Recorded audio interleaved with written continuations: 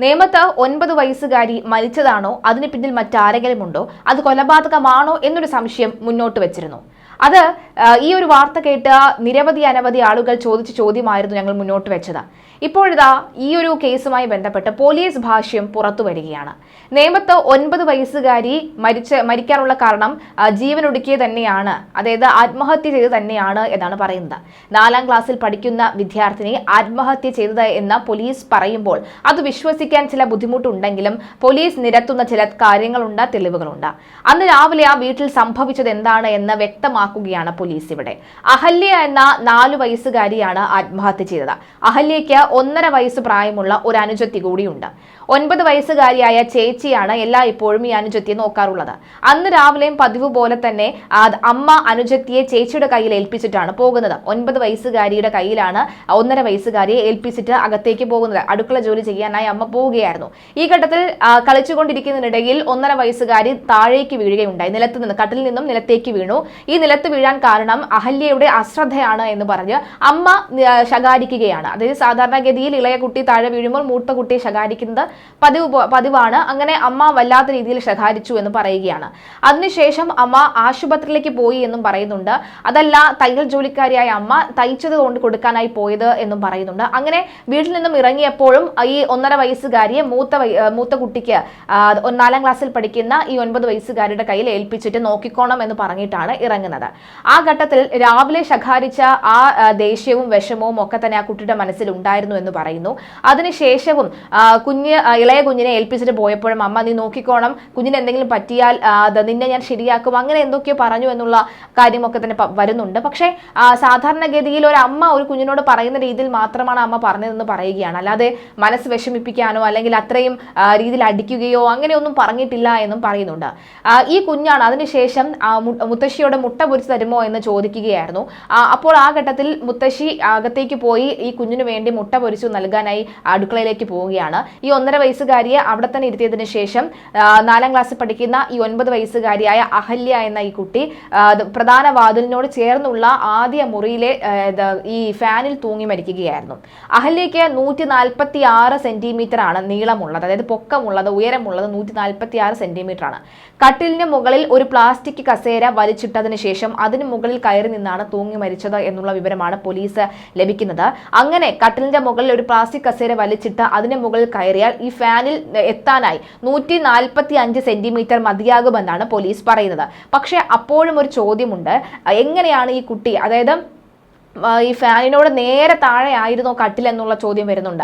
അങ്ങനെ ഫാനിനോട് നേരെ താഴെയല്ല, ഈ ചുമരിനോട് ചേർന്നാണ് കട്ടിലെങ്കിൽ ഈ ചുമരിനോട് ചേർന്ന് കിടക്കുന്ന കട്ടിലിനെ വലിച്ചു നീക്കി ഈ ഫാനിന്റെ നേരെ താഴെ കൊണ്ടുവരാതെ കുരുക്കിടാൻ കഴിയില്ല. അല്ലെങ്കിൽ നമ്മൾ കസേരയിൽ കയറി നിന്നുകൊണ്ട് എത്തി നിന്നാൽ മാത്രമേ കുരുക്കിടാൻ കഴിയുള്ളൂ. അങ്ങനെ എത്തി നിന്നാലും ആ കുഞ്ഞ് കസേരയിൽ നിന്നും വീഴാനുള്ള സാധ്യത ഏറെയാണ്. അങ്ങനെ വീഴുന്നിരുന്നുവെങ്കിൽ ഒരു പക്ഷേ അടുക്കൽ നിന്ന് അമ്മുമ്മ ഓടി വന്നത് കാണുമായിരുന്നു. പക്ഷെ അപ്പോഴും പോലീസ് പറയുന്നത് കട്ടിലിന്റെ പുറത്ത് ഒരു പ്ലാസ്റ്റിക് ചെയർ വലിച്ചിട്ടാൽ ഈ അഹല്യയ്ക്ക് ഫാനിൽ എത്താവുന്ന ദൂരം 145 സെന്റിമീറ്റർ മതി എന്നുള്ള കണ്ടെത്തലിലാണ് പോലീസ് എത്തിയിരിക്കുന്നത്. മാത്രമല്ല അമ്മയുടെ ഷോൾ ഉപയോഗിച്ചാണ് കുഞ്ഞ് ആത്മഹത്യ ചെയ്തിരിക്കുന്നതെന്നാണ് മനസ്സിലാകുന്നത്. ഇതിൽ ഫാനിൽ ഒറ്റ കുരുക്ക് മാത്രമാണ് കുഞ്ഞിട്ടിട്ടുള്ളത്. ഒറ്റ കുരുക്കിലാണ് കുഞ്ഞ് എല്ലാ കാര്യങ്ങളും ചെയ്തത്, അതായത് മരണത്തിലേക്ക് പോയിരിക്കുന്നത് എന്നാണ് മനസ്സിലാകുന്നത്. അങ്ങനെ ആണ്, അതായത് സ്വയമേ ജീവൻ ഒടുക്കി, ഇതിന് പിന്നിൽ മറ്റാരുടെയും കറുത്ത കരങ്ങളില്ല, മറ്റാരുടെയും ബുദ്ധിയില്ല, ഗൂഢാലോചന ഇല്ല എന്നുള്ള ഭാഷ്യം തന്നെയാണ് പോലീസ് നൽകുന്നത്. മാത്രമല്ല ആദ്യ പ്രാഥമിക പരിശോധനയിലും ശരീര പരിശോധനയിലും ഒക്കെ തന്നെ ഫോറൻസിക് ഉദ്യോഗസ്ഥരടക്കമുള്ളവർ പറയുന്നത്, വിരലടയാള വിദഗ്ധരും പറയുന്നത്, സംശയാസ്പദമായ സാഹചര്യത്തിൽ മറ്റ് വിരലടയാളങ്ങളൊന്നും തന്നെ ശരീരത്തിലോ അല്ലെങ്കിൽ ഈ മുറിക്കകത്ത് മറ്റെവിടെയെങ്കിലോ ഇല്ല എന്ന് പറയുകയാണ്. 1.5 വയസ്സുകാരി അവിടെ അപ്പോഴും ഉണ്ടായിരുന്നു എന്നുള്ളതാണ് പറയുന്നത്. മാത്രമല്ല ആ മുറിയിലെ ഒരു വാതിൽ തുറന്നു കിടപ്പുണ്ടായിരുന്നു. ആ വാതിൽ എന്ന് പറയുന്നത് വഴിയിലേക്ക് തുറന്നു കിടക്കുന്ന വാതിലാണ്. പക്ഷേ ആ സമയത്ത് ആരും തന്നെ അവിടെ ഉണ്ടായിരുന്നില്ല, ആരും തന്നെ ശ്രദ്ധിച്ചിരുന്നില്ല എന്നുള്ളതാണ് പറയുന്നത്. മാത്രമല്ല ഈ കുഞ്ഞിനെ മുട്ട പൊരിച്ച് നൽകുമോ എന്ന് ചോദിച്ചതിന് ശേഷം മുട്ടയുമായി എത്തിയ ഭക്ഷണവുമായി എത്തിയ മുത്തശ്ശി വിളിച്ചിട്ടും കുഞ്ഞ് പുറത്തേക്ക് വന്നില്ല. അങ്ങനെ ആ മുറി തുറക്കാനായി നോക്കിയപ്പോൾ മുറി തുറന്നു കിടക്കുന്ന നിലയിലുമല്ല. അങ്ങനെ മുറി തട്ടിയിട്ട് തുറക്കാവുന്ന സാഹചര്യത്തിലാണ് തുറന്നു കിടന്ന ജനലിലൂടെ നോക്കിയപ്പോഴാണ് കുഞ്ഞ് തൂങ്ങി നിൽക്കുന്ന നിലയിൽ കാണപ്പെട്ടത് എന്ന വാർത്തയാണ്, എന്ന വിവരമാണ് പുറത്തു വന്നത്. എന്തായാലും ഈ കുഞ്ഞിന്റെ മരണത്തിൽ മനം നൊന്ത് ആത്മഹത്യ ചെയ്തു തന്നെയാണ് എന്ന് തന്നെയാണ് പ്രാഥമിക വിവരം. മാത്രം കൂടുതൽ കാര്യങ്ങൾ ഇവരുടെ ഈ ഒരു മാനസിക നില ശരിയായതിനു ശേഷം, അതായത് കുഞ്ഞിന്റെ വേർപാടിൽ മനനൊന്ന് നടക്കുന്ന അച്ഛനും അമ്മയും ഉണ്ട്. അവരുടെ വിഷമം ഒന്ന് കുറഞ്ഞതിന് ശേഷം മാത്രമായിരിക്കും കൂടുതൽ കാര്യങ്ങൾ ചോദിച്ചറിയാൻ സാധിക്കുക എന്നാണ് പറയുന്നത്. പഠനത്തിലും ഒക്കെ തന്നെ മിടുമിടുക്കിയായ കുഞ്ഞാണ്. മാത്രവുമല്ല അയൽവക്കക്കാരൊക്കെ തന്നെ വളരെ സ്നേഹത്തോടു കൂടി വാവച്ചി എന്ന് വിളിച്ചിരുന്ന കുഞ്ഞ.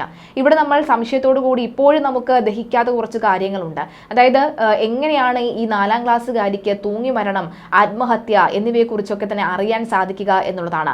കാണുന്ന ചിത്രങ്ങളാണോ, അല്ലെങ്കിൽ അത് സംസാരിക്കുന്നതിനിടയിൽ, അതായത് ഈ 4ാം ക്ലാസ്സുകാരി നമ്മുടെ വീട്ടിലുള്ളപ്പോൾ നമ്മൾ എന്താണ് സംസാരിക്കേണ്ടത് എന്നുകൂടി നമ്മൾ ചിന്തിക്കേണ്ട സാഹചര്യം എത്തിയിരിക്കുന്നു എന്ന് വേണം മനസ്സിലാകുന്നത്. അതായത് അവർ എന്തെല്ലാം, അതായത് എപ്പോഴും ഡോക്ടർമാരടക്കമുള്ളവർ, പീഡിയാട്രിഷ്യൻ അടക്കമുള്ളവർ പറയുന്നുണ്ട്, നമ്മുടെ വീട്ടിൽ നടക്കുന്ന നല്ലത് അത് കുട്ടികൾ എടുക്കുന്നതിനേക്കാൾ കൂടുതൽ എന്താണോ മോശം നടക്കുന്നത്, എന്താണോ മോശമായി നമ്മൾ സംസാരിക്കുന്നത്, മോശമായ വാക്കുകൾ ഉപയോഗിക്കുന്നത്, മോശമായ പ്രവൃത്തി ചെയ്യുന്നത്, അവ കുട്ടികളെ കൂടുതൽ സ്വാധീനം ചെയ്യുമെന്നാണ് പറയുന്നത്. അത്തരത്തിൽ തൂങ്ങി മരണവുമായി ബന്ധപ്പെട്ട എപ്പോഴെങ്കിലും അമ്മയോ അച്ഛനോ വഴക്കിനിടയിൽ സംസാരിക്കുകയോ അല്ലെങ്കിൽ മറ്റാരെങ്കിലും വഴക്ക് കൂടിയപ്പോൾ ഞാൻ ഇപ്പോൾ തൂങ്ങി മരിക്കുമെന്ന കാര്യങ്ങൾ പറയുകയോ ഒക്കെ ചെയ്തിട്ടുണ്ടാകും. പക്ഷെ അങ്ങനെ പറഞ്ഞിരുന്നാലും എങ്ങനെയാണ് കുട്ടിക്ക് കുരുക്കിടാനൊക്കെ അറിയുന്നത്?